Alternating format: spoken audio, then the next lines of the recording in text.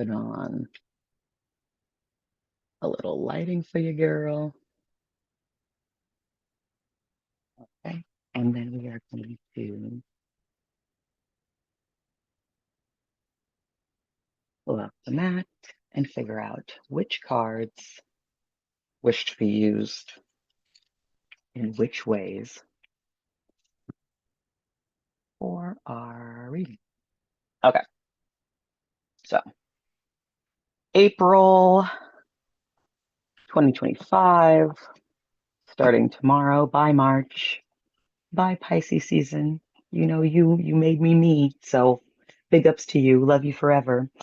And I don't think it's any of these, any of those. Okay. Okay. All right, done did. Our tarot deck for April, should we choose to accept it because it's choosing to be every card, all 6 cards?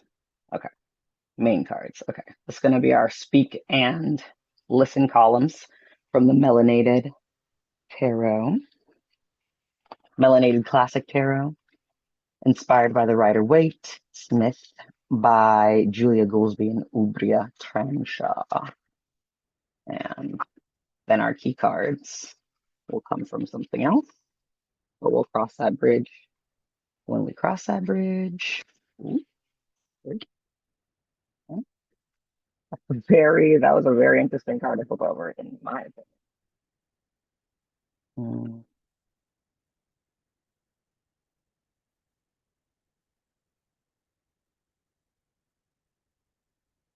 Okay. And listen. What do we need to listen to in 8?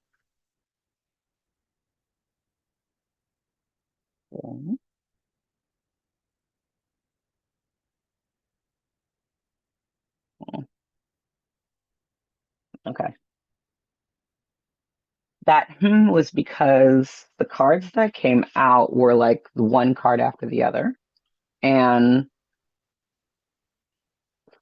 the impression that that gives me is when and where and with whom and with what it's necessary to stick together. But we'll see what the cards are. So, oh, let me pull my key cards first, though.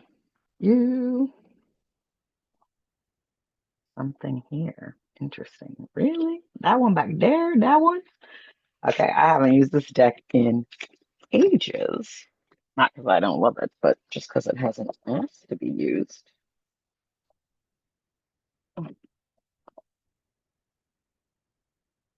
The Threads of Fate Oracle. Okay. This deck is by the homies Blair and, oh my God, why can't I just go straight out my head? The artist Brit. Blair and Brit. Brit June, Blair Porter. They made a series of decks. They closed the business, so there's no more Threads of Oracle decks. In the meantime, you have a whole manicure and you still can't get the thing out the box. I guess this card doesn't want to be chosen because it won't give itself over. Oh, wait.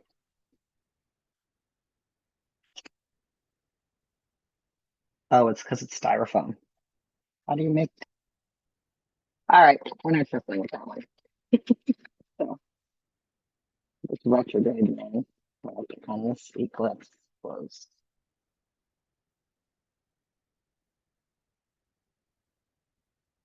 Oh, either of these? No. All right.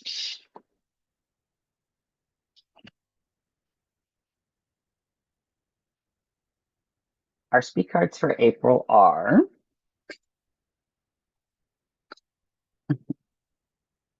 Four of Swords, do less. Okay, do less, not more. Four of Swords. And this is the one that flipped over initially, Three of Pentacles. Now, the thing for me about the Three of Pentacles, and I'm going to speak on that one first because it's the one I saw first, even though it's the bottom part of the speak column. The sowing part, before you reap, the aspect of intention, and contribution, and work, right? Which the etymology of work is to do, right? And the aspect of which version of you is making those choices and how present you are with that version of yourself, and how embodied you are, because we are talking pentacles, right? How much in your experience and in your body you are, and and also how you are willing to be present to the reality as it is presenting itself to you, even when that means, or not even when that means, especially when that means acknowledging your beliefs, whether they serve you or not, owning them, and then transmuting those that you own, that you no longer care to carry with you, or embody, or exist from, or with, or through, or as. And why I think that's, we're going to talk about that in the listen column, because there's another card that comes to speak about that. But that Four of Swords is like overthinking what it already is. I mean, that's like the definition of humanity: overthinking what it already is. That all being said, we didn't incarnate here for no reason. We don't maintain our existences and live here without intention. And the intention isn't just being any kind of way. The intention, pentacles wise, is being the coordinates, the location, the embodiment, the fulfillment, the legacy, the lineage of a present embodied practice of being with yourself in reality, and and living it, so that your thoughts have the ability to process data that is relevant to your most embodied, aligned experience, and working through angst, and through doubt, and through negative beliefs overall, meaning the beliefs that negate you and negate what is, okay? um and allowing the body to teach the mind what the mind thinks it needs to know first. And the body can't do that without the emotions, right? Because you need to have emotional intelligence to even recognize that the mind and the body are having, a mutual experience. You need to be able to feel yourself, know how you prefer to feel, track how you're feeling when you're most satisfied, most happy, track how you're feeling when you are ambiguous, or it's mediocre, or it's wishy-washy, or it could go either way, or you don't know yet because you're in the process of discovery, and track how you feel when you are in a negative state. And in doing that, then you start to understand the feelings that bring you the most alignment between what you believe your experience should be and what it is, given the circumstances that you're in. Because obviously we have to be present to the communal reality in an environment that is made up of many other things other than ourselves. But our intention, that's our personal environment.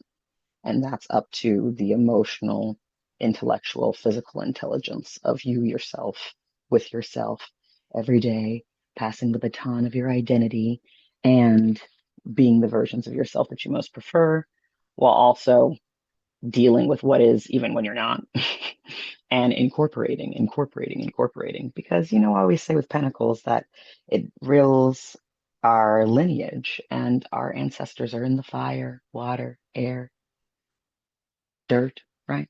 They're in us, they're on Earth, they're still a part of the landscape They're just in a different material form and different relational form, obviously, because they're not in a state where they can speak for themselves. Now, for our listen column, no cards want to change. And we have the Hermit. Okay.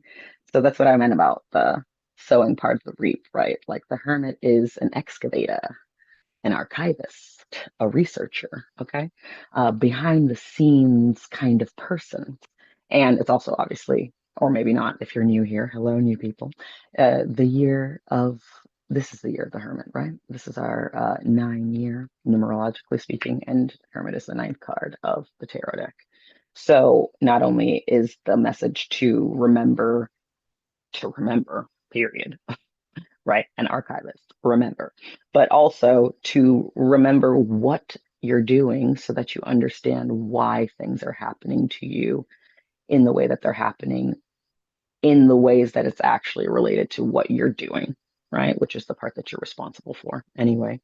But the major arcana part too with the Hermit is inner work, internal work, things you have to do by yourself. I was just joking with a friend of mine that I was talking to before I got on here that, you know, of course, I have many communities and I have a great social life and I'm a very social person. And that's how I appear on, you know, social media because those are the moments that I tend to share. But also, I am a writer.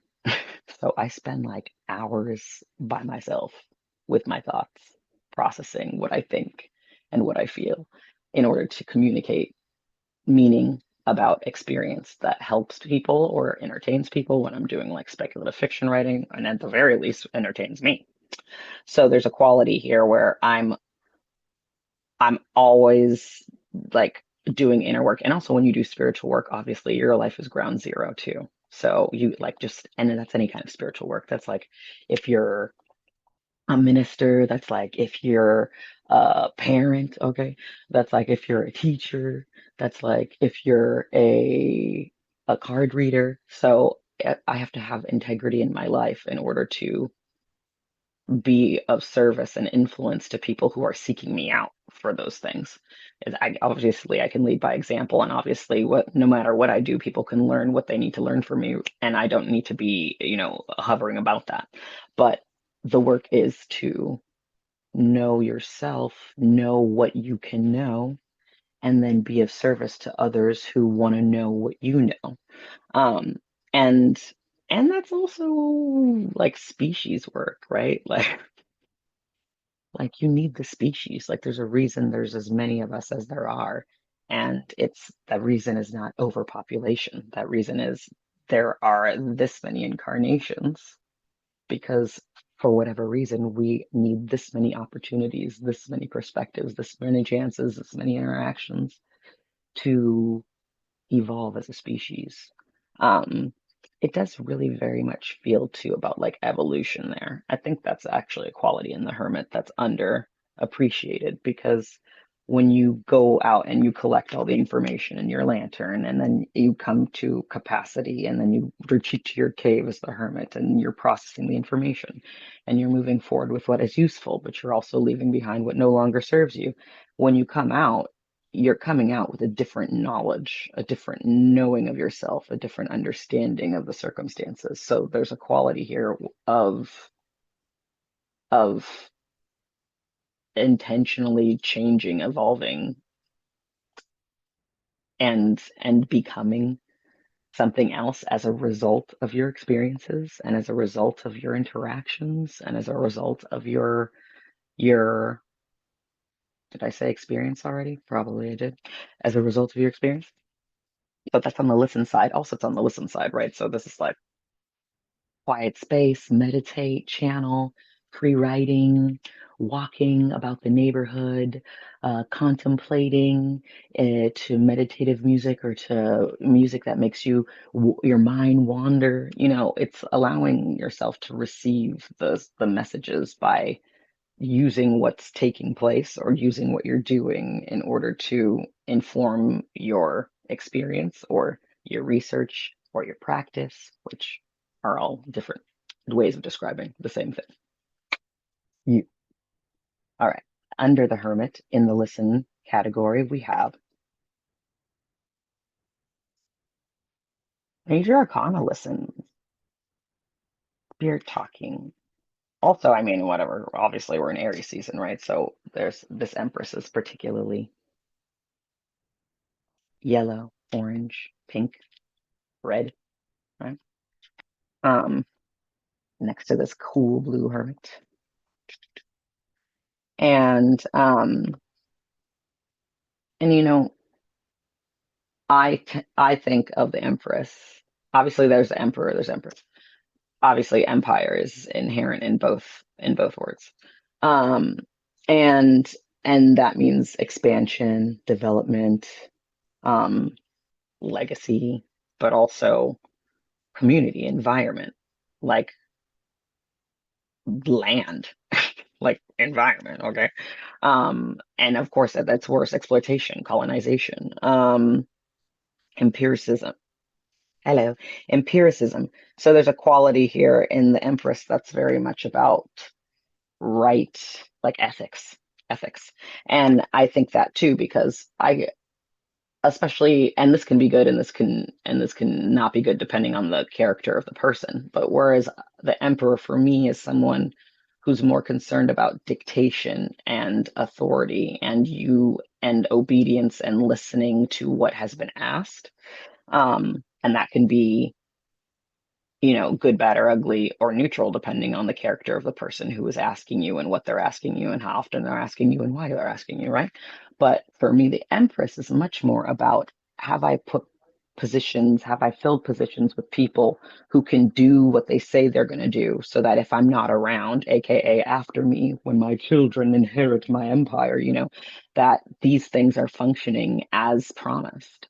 And so there's the ethics is in like, am I doing my job in assuring that everybody around and everybody managing the empire are actually people of integrity, are actually held accountable if they're not of integrity, so that this empire lives 1,000 years, okay? But the empire is like humanity, earthlings, if you will. Earthlings specifically, like, ooh, knocked over my little flower essences from Green Hope Farm. Shout out to Green Hope Farm in Vermont. If you've never tried their flower essences, I suggest you do. They don't pay me to say that. I just love them. And so with the Empress here, there's a quality of like doing your research, archiving, remembering, um, evolving, reforming, transmuting, rebirthing, phoenixing, um, with the intention of sustainability and sustenance, that there is renewal in change. I mean, that is where renewal lives. If there's no change, how is there any awareness of what is, right? So there's an aspect of renewal that requires coming back to zero, coming back to the center, being in a place where you are renegotiating who you are, where you are, and frankly, that's us every day, if not every moment. It can take one, how many movies are like, it could take 1 second to change your life, and then they show some scene in the trailer where one interaction, one dropped coffee, one moment of you not crossing the street at that time led to this interaction or this experience. And that's true. It is true. It takes one moment for your entire life to change. And there is authority and like and influence and significance in letting things change, because you trust that what will take place will be demonstrative. I feel like I said that a little Caribbean. Demonstrative, or what's the word, like proof of concept. If you, I mean, obviously you should only rule an empire if you're actually capable of ruling one, right? or else it's not sustainable. And the whole point of empire is expansion, and that requires sustainability. It's not like there, and it's interesting. There are individuals whose work is building up things and selling them, building up things and selling them. That's not what an empire is.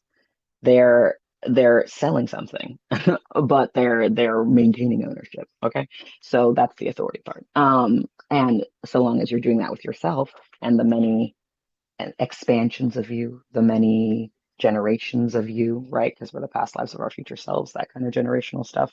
Then you're in a situation where you are the authority, and where being with yourself is considered like this, are archetypal major arcana work, you know.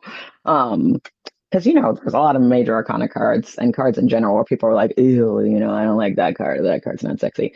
But there's a sexy part of every card. And the sexy part of knowing yourself is that you're the one who has to live with you, and knowing yourself allows you to live with yourself with in the most accommodating, fulfilling, loving, healthy way possible. You have a self, like existence entrusted you with a self. Like that's a big deal, is it not? Um, you could have not been a self. You could have been a non-issue, but you're an issue. And that means that you've got a story to tell. Um, and that story, ideally, especially with that Three of Pentacles about sowing with intention, and that Four of Swords of not overthinking it in the speak column, ideally, that story is something that pleases you. It pleases me. Makes me think of Do I Move You? Nina Simone. Great song. Enjoy. All right. So last but not least, we move on to our key cards. Again, if you are texting in the chat, I can't see it because I chose to use my forward facing camera because I was like trying to give you a better visual experience.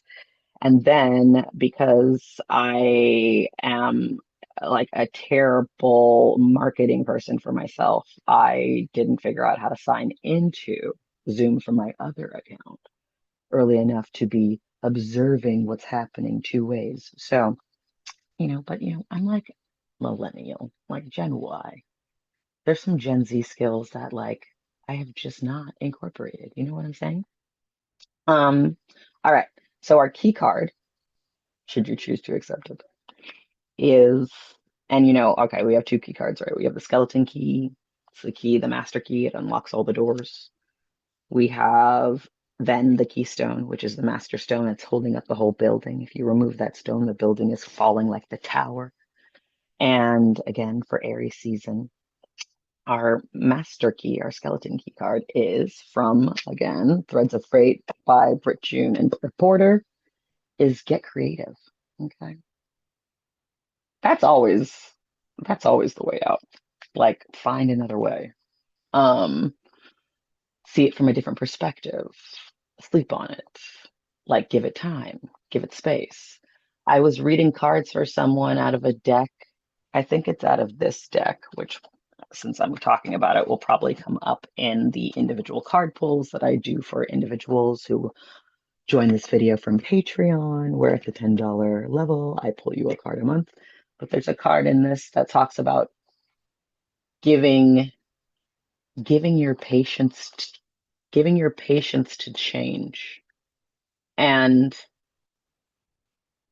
and that image for me, giving your patience to change, right? Like I'll giving change the benefit of the doubt, giving change grace, giving change opportunity, giving change room to grow, giving change room to exist, giving change acceptance, giving your patience to change, which I don't know if I have ever looked up the etymology of patience, which seems unlikely or strange, but let's.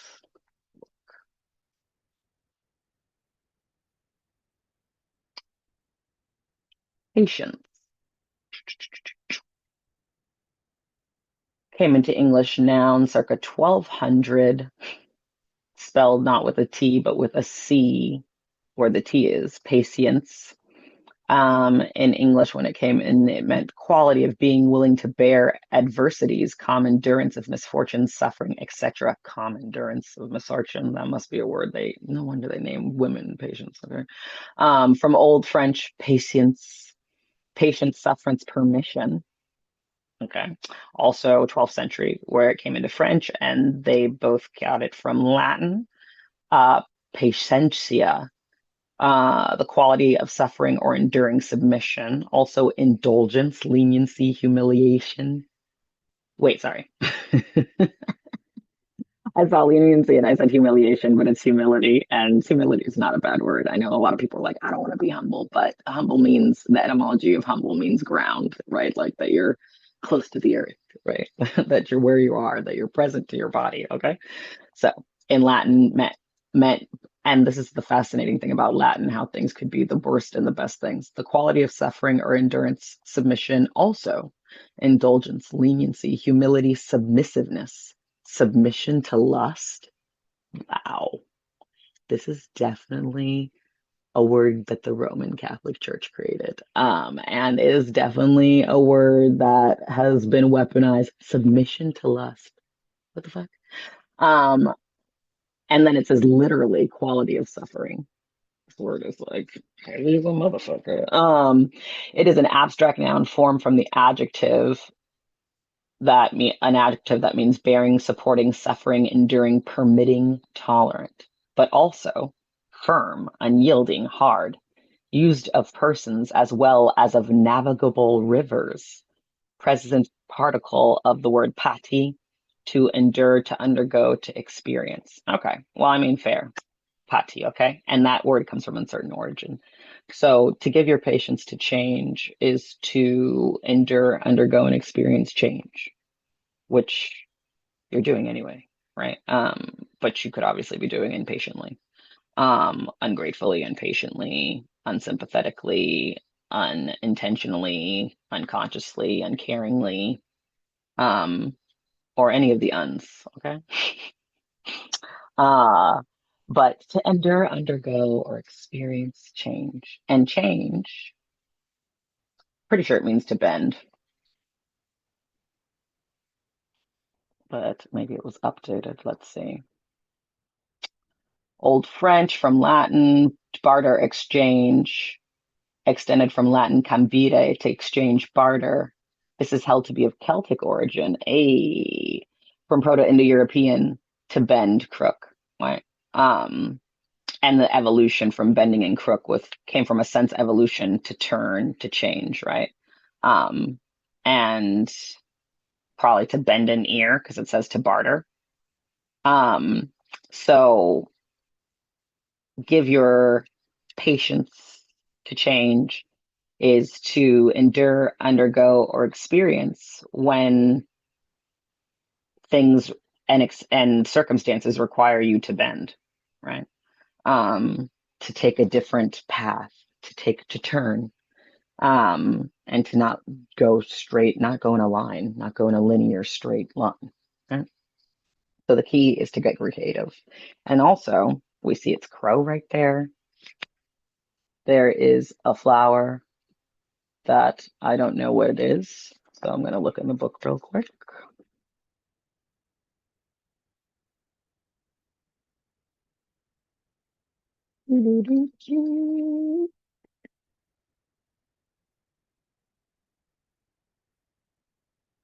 Okay. This is one of those early books where they're like, oh no, there's no lexicon for you. You will just have to get through this whole book to know where what you are looking for is. Get creative, get curious, get creative, get creative. Oh, found it. So, crow. Okay. And also iris. Okay, that's iris. It says the iris teaches us how to use our feelings as a gateway to artistic expression. They come in all colors of the rainbow spectrum and often look like they have been painted themselves. They often serve as a portal to our creative selves through channeling divine inspiration. Iris is especially helpful if you are stuck in a routine and can't seem to find beauty in the unexpected. Call upon Iris if you need assistance in restoring vibrancy to your life. And beauty is a verb, right? So if you're doing things that you find beautiful, if you're doing things in places you find beautiful, with those you find beautiful, during durations of time that you find beautiful, that and activities that you find beautiful, then how would your life not be beautiful to you, right? And that's obviously when it's within your power. And I say this all the time to my creatives too. If you won't give it 10 minutes, how are you going to give it a lifetime? If you won't give it 10 minutes, how will you give it an hour? If you won't give it an hour, how will you give it a day? If you won't give it a day, how will you give it a week? So you have to do with what you have, and then you will have more, right? Last but not least, before we move on to the other chapter of this, is the Keystone card, which is the Seeker. So, the reason I'm homies with Blair Porter and Brit is because of Instagram before Meta bought it, actually. And we connected on there, and I'm in this deck as the Magi, and there are individuals that represent various cards in this deck. So I'm just going to look up who the Seeker individual is, because if you can see, they're right there.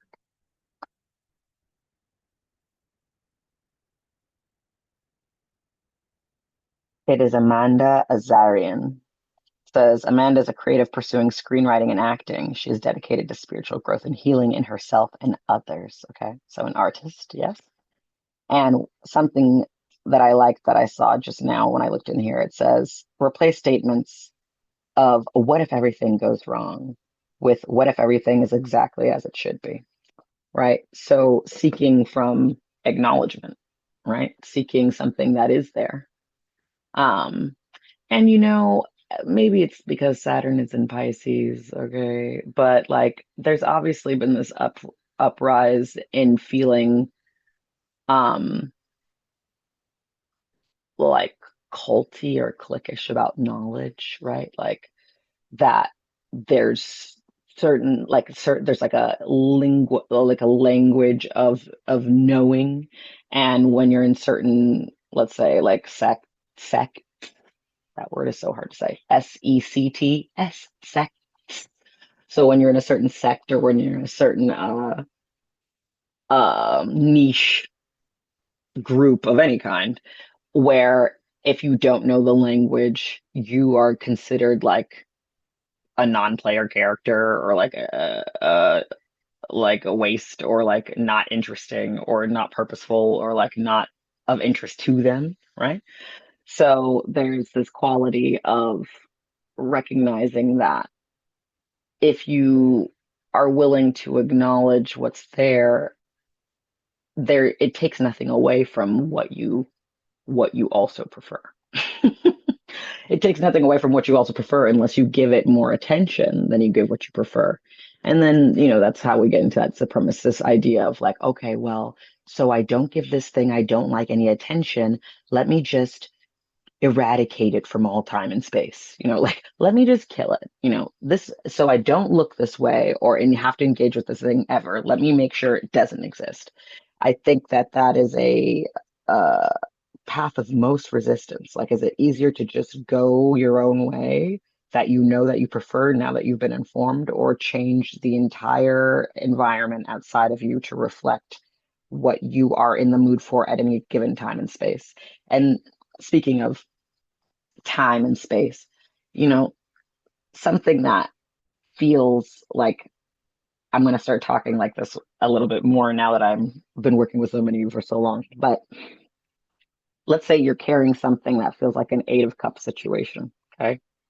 It's heavy and emotional, and no one's really carrying it with you in the way that you're carrying it. And even though you're carrying it out of a sense of regard or honor, or pride, it's weighing on you, and you're like not actually happy, and it's not serving the purpose of making your dreams come true, or helping you become the version of yourself that you most prefer. Or even if your dreams come true, you're not the version of yourself who can really enjoy it, because you are believing that you have to carry this weight, right? So you give you give that over, right? And the irony is that it's like a reverse Four of Cups because, or like a double, but it's like a reverse Four of Cups because even though with cups we're looking at things that we liked or wanted, or things that soured that we thought were promising, and we don't recognize that the cup is always coming out from the ethers, from experience, from existence. There's also those things that we thought we would never get over that like we don't give a shit about now. And that's also like a reverse Four of Cups situation, right? That's the Eight of Cups. You're like, that thing that you put down in the Eight of Cups one day could feel like so irrelevant to the version of yourself that you become with space and time. But you have to trust that if you don't prefer feeling a certain way, that there is a way to no longer feel that way that doesn't require denial. Because how would you know what the feeling was or how not to feel it if you were in denial of it? So the seeker looks for what's there, and knows that if what you're perceiving isn't what you prefer, there must be more there. And then that brings us to like a Two of Wands situation, which is like, oh, I've known all this shit, and I have all this comfort or security, or I have all these ideas that have defined my life, but I'm not looking at that part of my life. Like I'm longing for that interaction out there, that engagement with community that makes me feel more of myself, more alive, because this no longer feels like that. So the seeker is going within to intend without, and that's giving very much to me Hermit, Four of Swords, uh Three of Pentacles. And also that Three of Pentacles being next to the Empress too is like, you can be ambitious, you can want to be connected to many people through your work and through your life.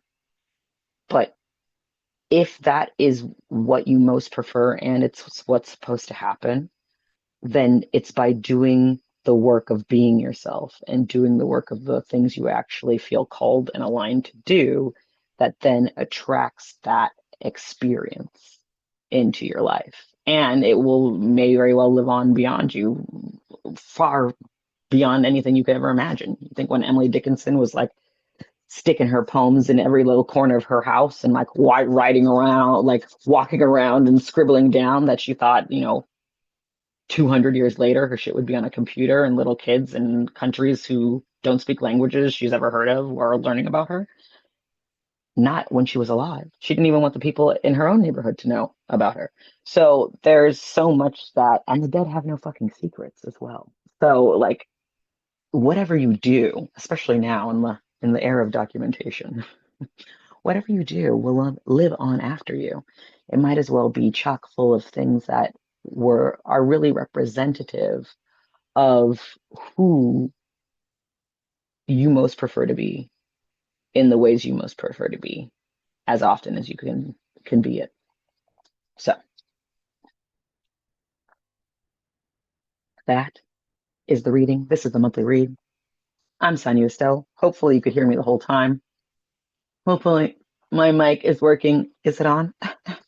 um, and hopefully that this reading for April carries you through no longer overthinking it, sowing what you intend with your behavior, right? Because behavior is the embodiment of your belief. And then seeing what your behavior results in, like the Hermit, sifting through your experiences and being like, that was preferred, that wasn't preferred, I got to work on that one more. That was preferred, that wasn't preferred, I need more data on this one. And then the Empress, how do I wish to evolve, expand, change, right? And then the key, the Skeleton Key, getting creative, right? Finding a different angle, perspective, take, realization, discernment about the circumstance. And the Seeker, right? Knowing what your intentions are so you know how to be in the world and what you need to do with yourself in order to be where you need to be when you need to be there, with who you need to be there with, for as long as you need to be there with them, for as long as you want to be there with them. right? Or otherwise known as like living your excitement and being okay with the fact that you're alive and existing in a community, in a species of people who are also okay with being alive, and that resulting in genuine, fertile, sustainable, unconditional connection, which is really what existence offers to all of us. So, trying to get on existence's level. That's how I really think about the major arcana. Trying to get on existence level. Trying to be archetypal, okay? Trying to get that shit in the multiple dimensions, okay? So, that's that on that. Thanks for being here, YouTubers who come for the monthly read. If you ever want me to pull you a card once a month, you should join my Patreon at the $10 level, and then you would be here for the second part of this video, which is why I always do this. And I'm going to do this too, because it signifies the end when I'm editing the video, so that I can do individual card pulls. So, yay.